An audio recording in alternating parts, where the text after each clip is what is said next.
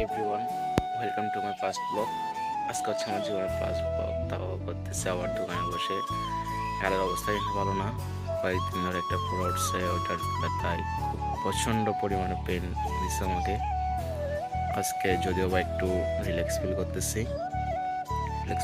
বলতে ব্যথাটা একটু কমে গেছে।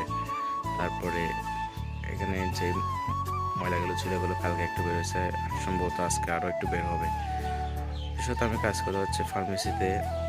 আমি তার ওই অনুযায়ী ওষুধটা নিজে থেকেই নিয়েছিলাম, ডাক্তার দেখাতে হয় নাই।